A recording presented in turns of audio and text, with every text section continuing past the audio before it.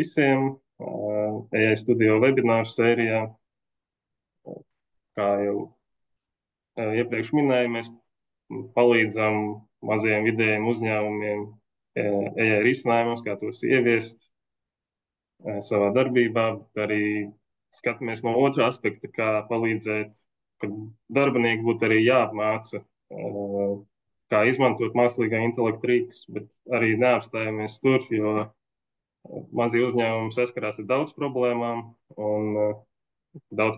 izaicinājumiem, bet ir daudz arī iemeslu un iespējas augt uzņēmumam. Viens no tiem ir digitālais mārketings. Tāpēc šodien esmu uzaicinājis Rihardu Zēļu, pasniedzēju, Lift kursa ietvaros stāsti par meta reklāmām, pamatlīmenī un arī padziļināt, cik saprotu. Sākumā parunāsim par vispār mākslīgo intelektu, kāda tev pieredze, kā tu izmanto, un tad jau vairāk pastāstīs arī savu kursu, ko interesanti var uzzināt vairāk. Varbūt mazliet pastāst par sevi, lai ieinteresētu, ko tu nodarbojies un kā tu tieši digitālajā mārketingā esi Jā, iesaistīts. labi, paldies, Kaspar, par introduction. Čau visiem, kas klausās, kuri pašlaik ir tiešsaitē. Prieks būt šeit, prieks jums potenciāli nodot interesantu informāciju. Un, jā, varbūt arī īsumā mazliet par sevi pastāstīšu. Ļaujiet man uzreiz nošķirt ekrānu. Man liekas, man tur uzreiz ir sagatavots priekš tā slaids. Dodiet man ziņu, ja jūs viņu redzat. Un, Redzu tavu datoru ekrānu.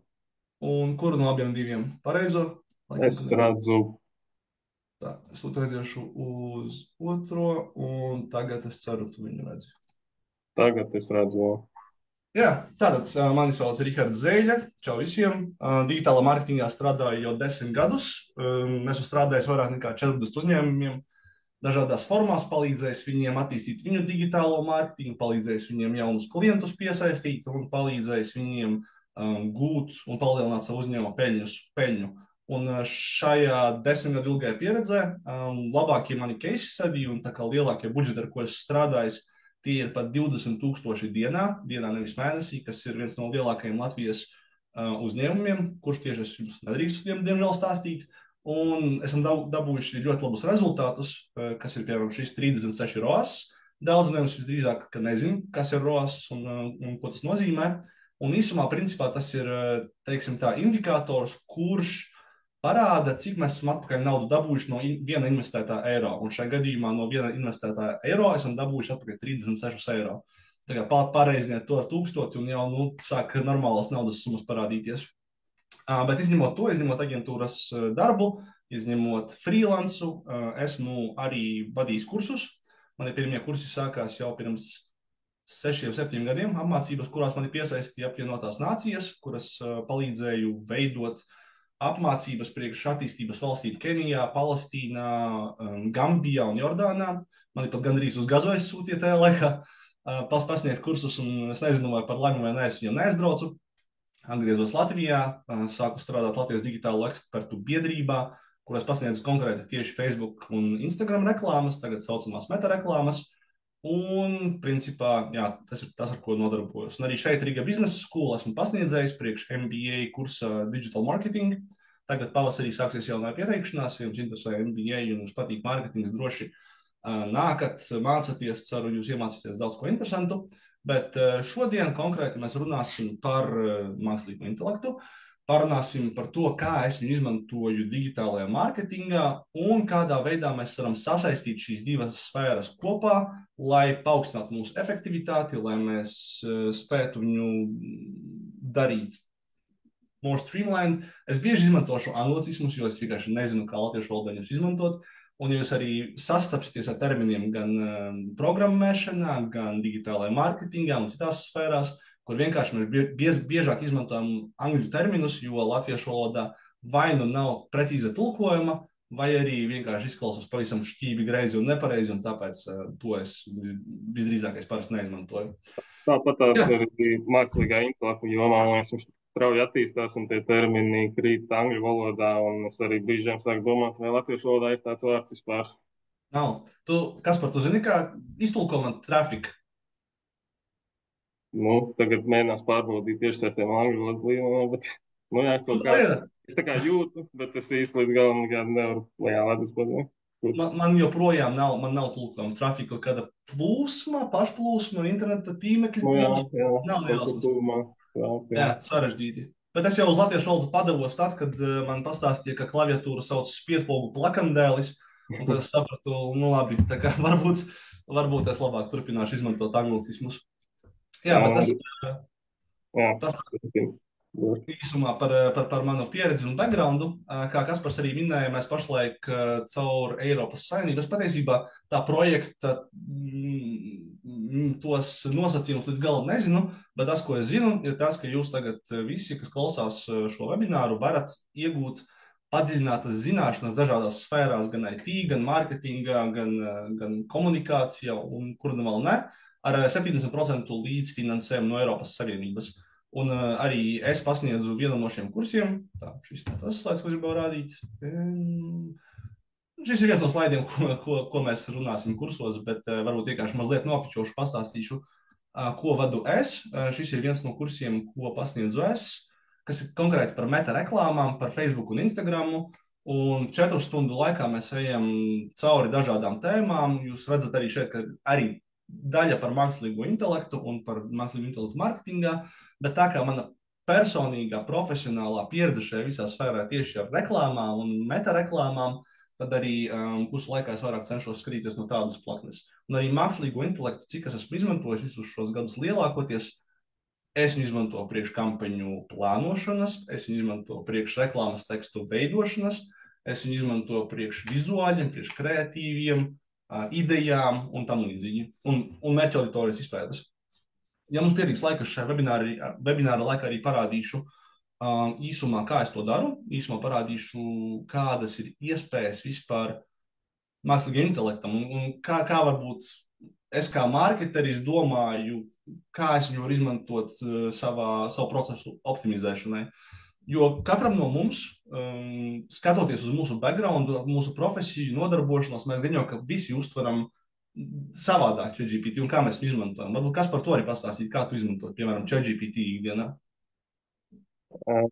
Es uzdodu jautājumus, kur, ja nu, varbūt dažreiz ne tikai, kad es pats nezinu, bet arī vairāk ir kāda cita perspektīva dabūt uz kādu problēmu.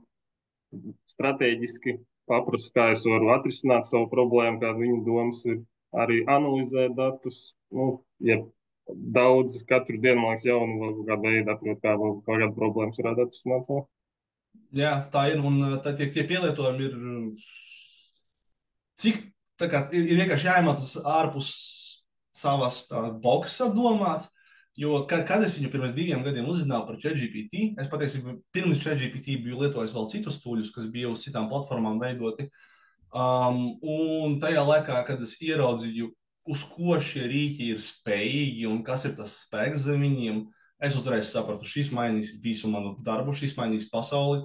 Nekas nebūs kā iepriekš, un es viņu turpināšu izmantot visdrīzākais katru dienu, un es viņu reāli izmantoju katru dienu. Es vienkārši aizstāju Google. Es izmantoju viņu kā savu psihologu, kā savu ārstu. Piemēram, man pirms gada bija jāveic izvēle, vai es gribu diska trūtes operāciju veikt. Un 2 no ārstiem teica, ka vajag, un es nebiju pārliecināts. Un tad es visus savus magnētiskās rezonances skenus iekopēju iekšā ChatGPT, uzrakstīju promptu, hei, tagad izliedzies, ka tu esi vertebrologs ar 20 gadu pieredzi, tu esi dabūjis pacientu ar šiem te skaniem, pastāsti savu redzējumu. Un ko tu šeit redzi? Un viņš parādīja, tā kā pastāstīja visu, un es tāds, ok, ja man būtu jāpieņem kā pacientam lēmums veikt operāciju vai nē, kādi būtu tavi pros and cons, un viņš stāstīja, un es tāds, ok, ko tu man iesaki? Un viņš saka, nu jā, tev vajadzētu veikt operāciju, un es tāds, nu jā, labi, jāveic operāciju. Un tā kā tas arī notika. Vēl viena opcija ir, ka tu ieliec viņam ārstu viedokļus abus un paprasti, vai viņš kritiski pasaka, vai tur nav kaut kādas varbūt nepareizi kaut ko domājuši. Arī pārbaudīt tādā veidā informāciju. Jā, noteikti. Tas ir second opinion un pat third opinion. lēmumu pieņemšanā, piemēram. Jūs nezināt, ko jūs gribat, kas ir pareizā izvēle par karjeru, par nākotni, par biznesu, par pilnīgi visu. Jūs viņu varat izmantot kā konsultantu, kā speciālistu, kā palīgu un ko tik vēl ne. Bet jā, šodienas tēma ir tieši par mākslīgo intelektu mārketingā, tāpēc arī varbūt vairāk mazliet par to pastāstīšu. Bet nobeidzot šo tēmatu, jā, tad kursā, ko es pasniedzu, šis ir viens no diviem. Pirmais ir meta reklāmas pamati, un otrs ir advancētas tehnoloģijas un sistēmas. Neatceros līdz galam to pilno nosaukumu.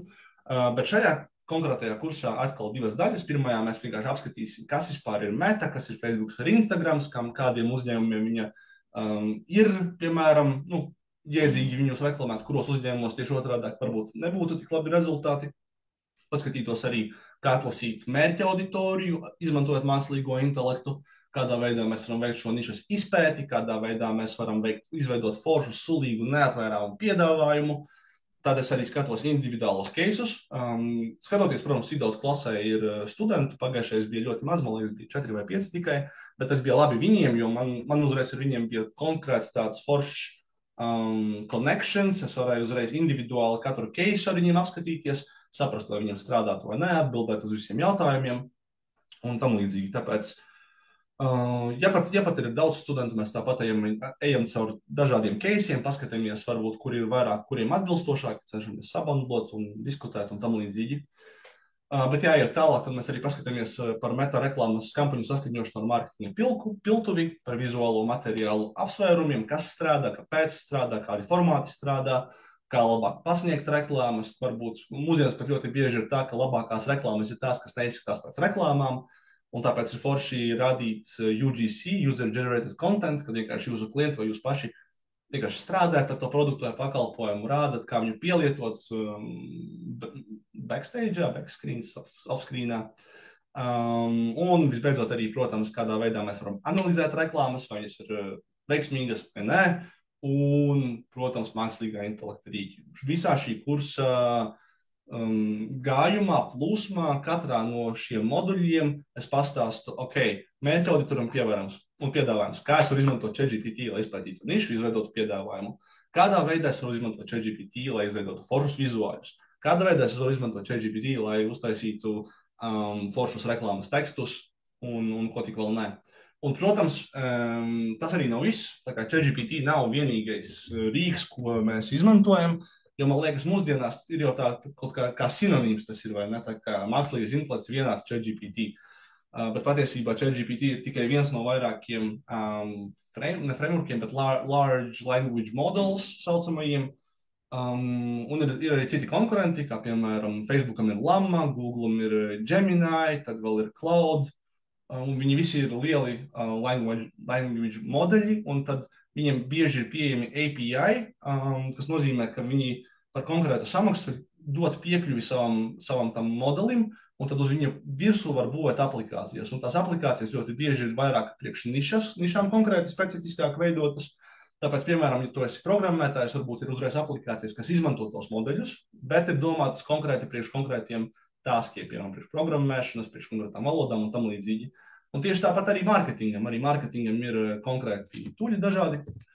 Es nezinu, vai jūs zināt par tādu foršu vietu, bet ir tāda mājaslapa, kas saucas There's an AI for that.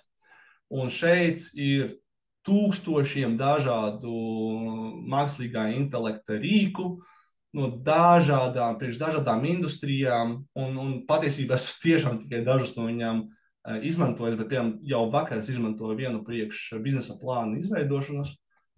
Tā, man liekas, tas bija. Vai mārketinga plāna. Jā, šis laikam bija tas. Jā, es netiku viņam cauri, bet es vienkārši priekš sevis interesi pēc skatījos, kā es varu vēl vairāk pašlaik mūsdienās atvieglot savu darbu, kā es varu optimizēt savus procesus, tā, piemēram, digital marketing. Es skatos arī, kur ir 11 kaut kādi tūļi pieejami uzreiz. Un jo specifiskāk, jo labāk. Ads Copilot, kur viņš, piemēram, drīzākais palīdzēs man veidot reklāmas, market bots, social wars.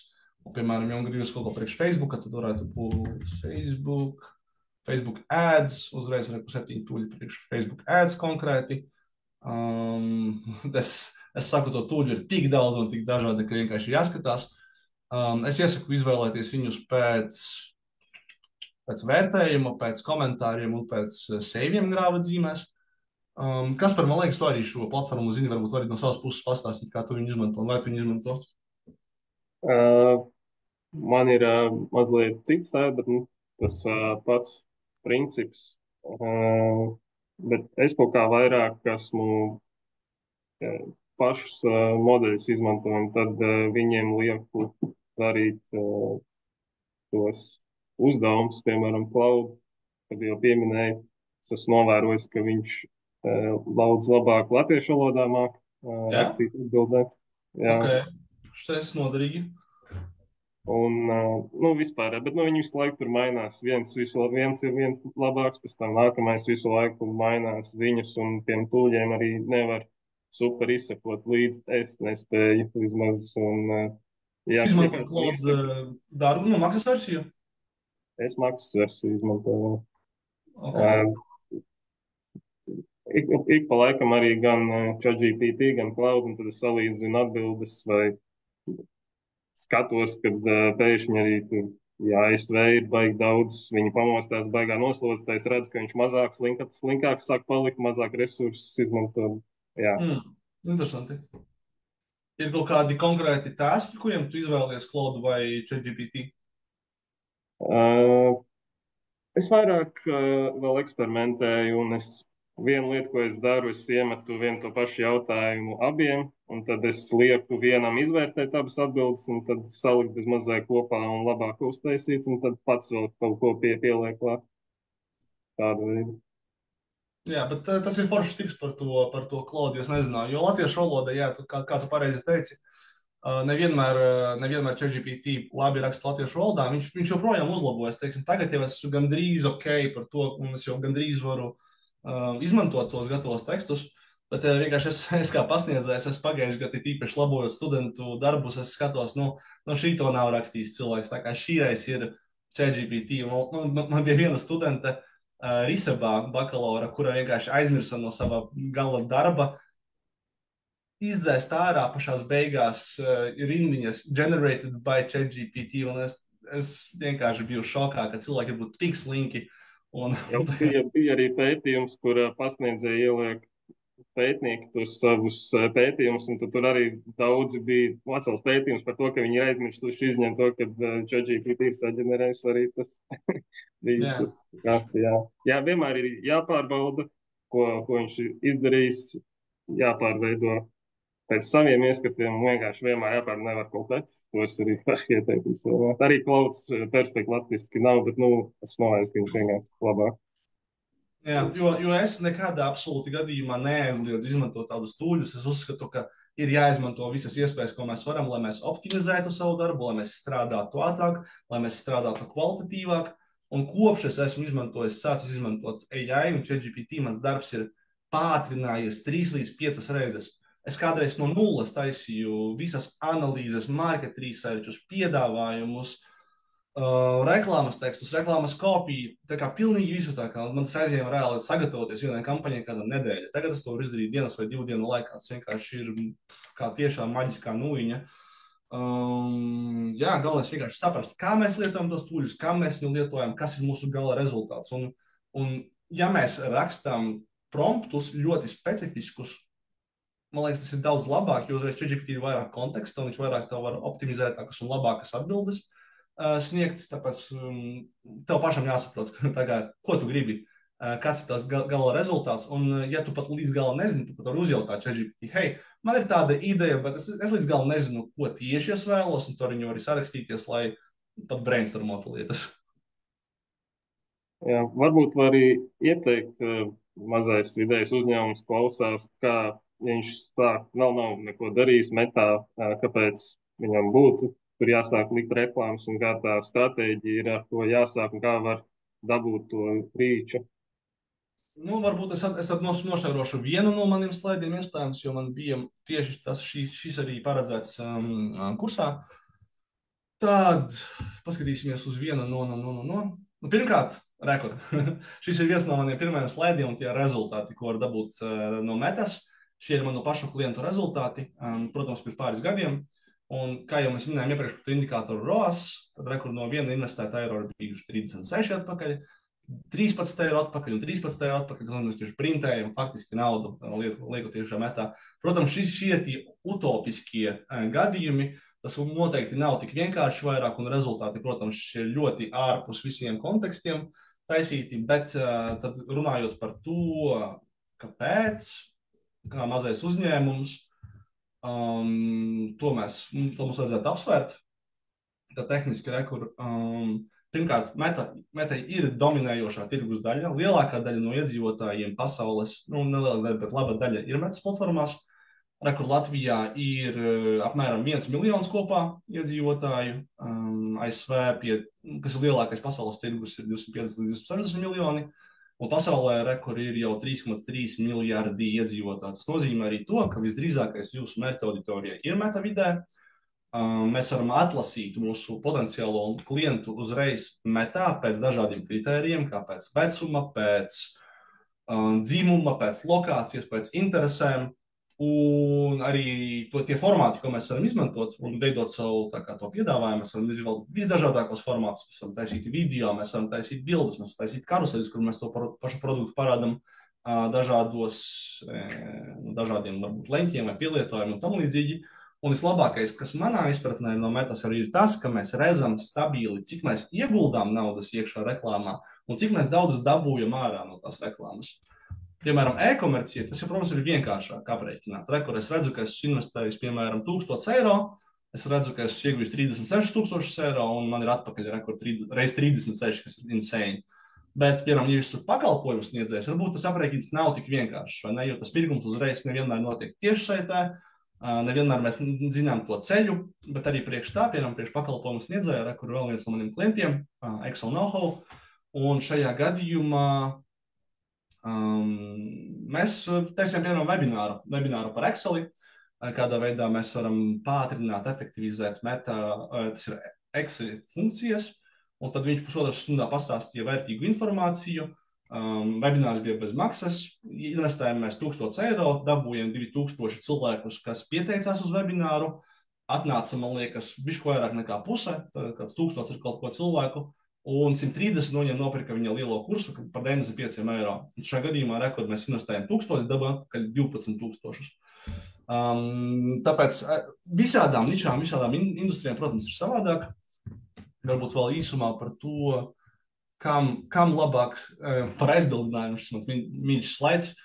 Ļoti bieži cilvēkiem ir aizbildinājumi, tādi kā mīti vairāk, ka, piemēram, Meta reklāmas ir pārāk dārgas, mēs jas varam atļauties, nav laika viņas pārvaldīt, viņa nestrādā konkrētai nozarei, varbūt viņi vienkārši domā, ka boost poga ir viss, kas ir nepieciešams.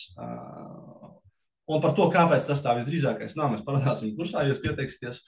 Bet par tiem uzņēmumiem, kam vajadzētu nopietni apsvērt, reklamēties Metā, tas varētu būt noteikti e-komercija, ja produkti tiek pārdot tiešsaitē, Meta ir numur 1 platforma, kur to reklamēt. Izglītība tiešsaites, coachings un digitālai produkti ļoti labi strādā.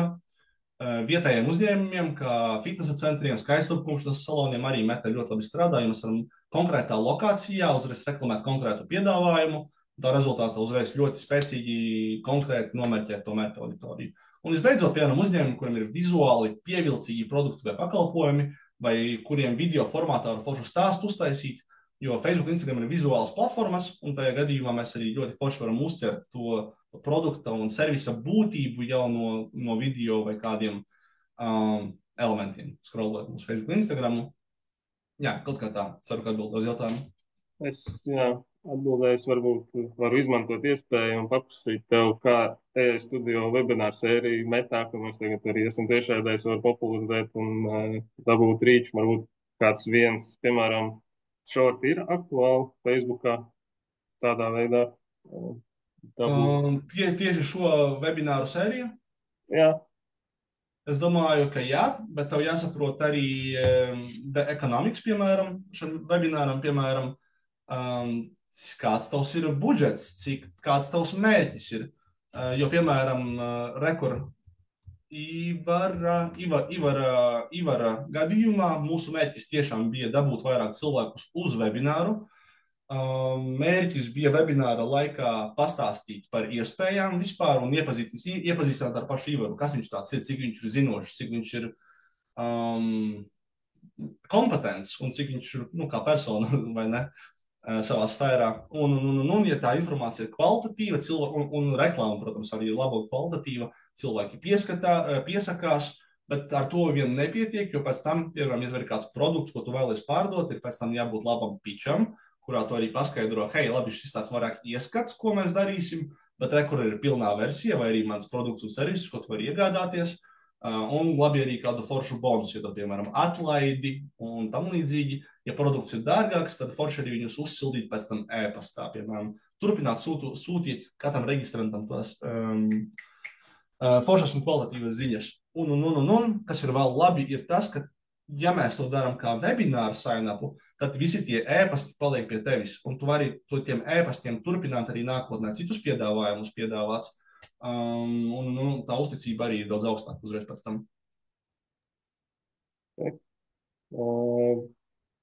Sāksim vēlreiz no pakonsultēšos, sāksim vairāk rīkoties. Arī tu kaut kā izmanto mākslīgo intelektu, lai mērītu pēc tam jau statistiku un kaut kādus nākotnē tā kā bāzētas tos tu pieņem lēmumus. Es, piemēram, vērtēju statistiku un arī liku mākslīgi intelektuāli, lai viņš man nākotnē liktu stratēģiju, kā man tālāk būtu jārīkojas, lai uzlabotu rezultātus. Varbūt var pastāstīt no savas puses par. Tehniski tas varbūt būtu iespējams. Ir piemēram tādi rīki kā Magix, kas speciāli ir AI rīks priekšoptimizācijas Facebookā.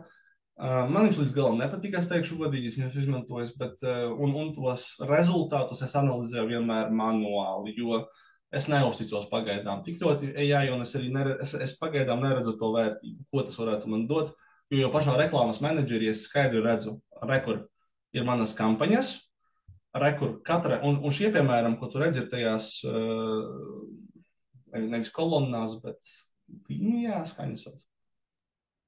Kolonnas. Un vertikāli un horizontāli? Rindas. Rows, jā, rindās. Jā, piemēram, rindās šajā gadījumā mēs redzam vairākas kampaņas, vai arī vairākas mērķa auditors, vai arī vairākas reklāmas. Gluži neatrast, kurš tas bija, bet es uzreiz redzu pats pēc savas analīzes, piemēram, kura no šīm reklāmām ir nesusi vislielāko peļņu, uz kuras vairāk likšķi, un es redzu, uz kurās no šīm reklāmām vairāk piesakās. Un pēc tam es varu veikt secinājumus pats, redzot pats manuāli, kas ir strādājis labāk. Un tad varbūt es varu AI uzjautāt, ok, šī ir mana labākā reklāma, kā es viņu varētu uzlabot. Varbūt no kādiem vēl leņķiem es varētu pieiet. Kādus vizuālus materiālus varētu paeksperimentēt un tam līdzīgi. Tāpēc es drīzāk vairāk kā konsultācijas viņu ņemtu, bet manuāli visdrīzākais ne, automātiski. Jo arī Metai pašai par sevi viņiem jau arī savus machine learning algoritmus, un viņi jau no savas puses automātiski cenšas optimizēt tās reklāmas. Jā, es arī nepieminēju sākumā, bet droši visi klausītāji var arī uzdot jautājumus. Kāds centies atbildēt, varbūt vēl pie pēdējiem esam jau iztērējuši pusstundu, bet varbūt es sastapies ar kaut kādām biežākajām kļūdām, ko uzņēmumi pieļauj tieši Meta reklāmās vai stratēģijā. Jā, ļoti daudz dažādu kļūdu patiesībā. Es aiziešu pie vēl viena slaida, kas ir, kuram es īsumā pieskaršos, jo par to man gribēs runāt daudz un dikti, bet ļoti bieži uzņēmumi pieļauj vienu vai visas no šīm kļūdām. Viņi uzskata, ka tā varētu būt maģiskā nūjiņa un tūlīt viss uzspiedīsim boost post pogu ar vienu reklāmu, sūdīgu vizuālu, sūdīgu piedāvājumu, un man tūlīt nauda kritīs virsū. Bet pirms mēs to darām, mums ir jāpārliecinās 100%, ka mums ir foršs skaidrs piedāvājums, mums ir zināms mērķa tirgus. Mēs esam konkurētspējīgi, mums ir spēcīgs vizuālais saturs, mums ir foršs pārdomāts mājaslapas dizains, user experience, page loading speed. Mēs zinām pareizo kampaņas mērķi, mums ir laba stratēģija, mums ir budžets, kur mēs varam atļauties testēt, pilnveidoties un arī tērēt mēnesī. Pietiekami daudz. Jo 5 eiro dienā to var sākt, bet tie rezultāti ir ļoti ilgi jāgaida, līdz mēs varam kaut kādus statistiski nozīmīgus secinājumus veikt. Tāpēc es, piemēram, strādāju individuāli. Man arī klienti, es strādāju ar uzņēmumiem, kuri minimums 500 mēnesī tērē. Tā kā labāk tie būtu 500 līdz 1000 eiro mēnesī, tad jau mēs varam sākt strādāt, mēs varam sadarboties, es varu palīdzēt, piemēram, gan ar stratēģiju, gan ar kampaņu un visu pārējo. Bet tev ir kā uzņēmējam, tev ir jābūt visam pārējām šitam te pa vietām sakārtotam. Un es varu konsultēt, protams, es nekad nelaižu kampaņas, kurās es redzu, ka viņas neies. Ja es redzu, ka produkts nav atbilstošs, ja es redzu, ka uzņēmējs nav gatavs, tad es vienmēr saku, ok, tiekam no sākuma galā ar šito, vai arī es to vispār nevaru palīdzēt. Bet, ja mēs sastrādājamies, mēs izejam cauri visiem šiem 9 punktiem, un tad mēs esam pārliecināti, ka reklāma izdosies un viņa būs laba un atmaksāsies. Jo ļoti bieži cilvēki aizmirst, ka, hei, varbūt man mājaslapa jāuzlabo, varbūt mans piedāvājums nav pietiekami foršs, varbūt vienkārši es neesmu konkurētspējīgs, vai es nesaku rezultātiem, neoptimizēju. Varbūt mans kampaņas mērķis nav pareizs. Ir ļoti daudz punktu, kam jāsaka patiesībā. Jā, man liekas, guvām ieskatu tavā kursā. Tu pārdevi, man liekas, es pieteikšos, kad tev ir nākamais kurs. Novembrī, cik es zinu. Tā, novembrī, man liekas, Ģirds ar to mums var palīdzēt. Viņš arī pastāstīs mazliet vairāk par līdz programmu. Pašu sevi, Ģirds, pēc pie mums. Sveiki, Ģirds, tāpatās ir. Tad bišķītiņ, lai es varētu pastāstīt vairāk. Nošērosim ekrānu. Tūlītām tā, screen share šo un tā nav screen share. Un tūlīt tās apmācīt tēmas, jā. Vai share nav? Tā, vajadzētu būt, es ceru. Jā, ir. Tā, jā. Tātad Rīgas biznesa skola sadarbībā ar Eiropas informāciju tehnoloģiju klasteri Enter Creative un Ventspils augsto tehnoloģiju parku piedāvā apmācību projektu par digitalizāciju. Oficiālais projekta nosaukums ir Edika uzņēmuma digitālo prasmju attīstība ar mūsu tautas nosaukumu LIFT. Un šajā e-izaugsmes akadēmijā uzņēmējiem mēs mēģinām piedāvāt visas nozarē aktuālās apmācības, lai uzņēmums sekmīgi varētu augt digitālajā vidē. Mums ir paredzēts kopā noslēgt 16 apmācību tēmas. Tās ir ļoti dažādas atbilstoši tam, ko valsts pasūtīja, bet plašākās un interesantākās tieši uzņēmējiem bieži vien ir, kā jau Rihards tikko minēja, gan reklāmas vidē, meta pasaulē vai TikTokā, kā arī mākslīgā intelekta pielietošana dažādās uzņēmējdarbības jomās, lai atvieglotu darbu, veicinātu produktivitāti. Un tam mēs esam izstrādājuši vairākus kursus. Tāpēc es aicinātu apmeklēt RBS mājaslapu / LIFT, kur var iepazīties ar pilnu kursu aprakstu, kam tas noderēs, kas to varētu vislabāk izmantot uzņēmumā. Bet es gribētu pieminēt to pašu galveno lietu, kad šiem kursiem ir piemērotas reālas atlaides līdz pat 70% apmērā. Mazajiem vidējiem uzņēmumiem ir pieejami gan 70, gan 60%, lieliem uzņēmumiem 50% valsts atbalsta intensitāte pieejama. Visi kursi tiek nodrošināti ar Rīgas biznesa skolas iepriekš jau tirgu piedāvāto kvalitāti. Un jums, lai izietu administratīvo procedūru, pieteikties kursiem, ir arī noalgoti konsultanti, kur palīdzēs jums aizpildīt nelielo dokumentu daudzumu, kas ir nepieciešams, lai pievienotos konkrēti šiem kursiem.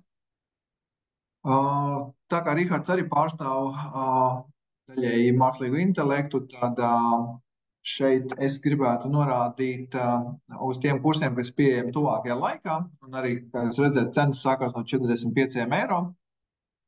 Un tie kursi pārsvarā ir iedalāmi 3 līmeņos. Tas ir strateģiskais, taktiskais un operatīvais līmenis. Strateģiskais ir tas, lai jūs varētu savā uzņēmumā pielietot kādus rīkus, lai digitalizāciju tik tiešām savu uzņēmumā ieviestu.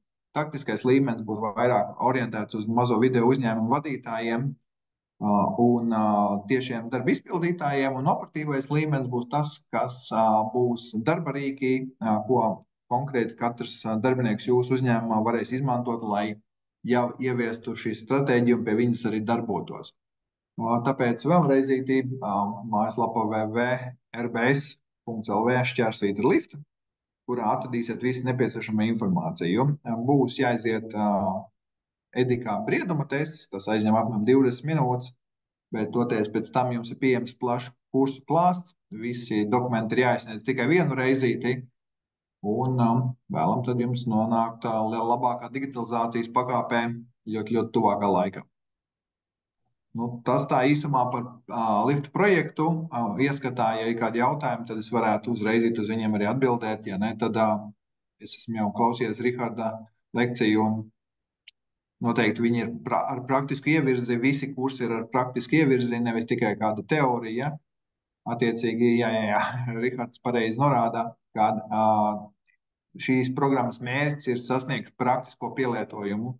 Uz to jūs arī variet orientēties, ja jūs kādu no kursiem apmeklēsiet. Paldies, Girta. Es arī iegāju RBS Lift mājaslapā un es ieraudzīju, ka Rihardam ir 19. novembrī pamati un 26. novembrī padziļināts ieskats. Jā, gaida man Rihardu. Un, Kaspar, es nezinu, vēlreiz piefiksam arī to, ka kursu nosaukumi mazliet pamainīsies. Es domāju, to arī tālāk būs jākomunicē mazliet. Jo es gribu atsevišķi, lai ir priekš speciālistiem un priekš uzņēmējiem. Jo, ja tu esi speciālists un uzņēmējs, tu saproti, uz kuru labāk tev iet. Bet to mēs piefiksēsim. Jā, paldies visiem, kas pievienojās. Tiekamies nākamajā otrdienā, runāsim par cilvēku resursu vadību un kā mākslīgi intelektu tur var izmantot. Jā. Un beigās mini reklāmā piesakot man Rihards.z Instagramā priekš marketinga reklāšanām, ne reklāmām, bet foršiem angļu valodā apmācībām. Tā visu. Davai, čau!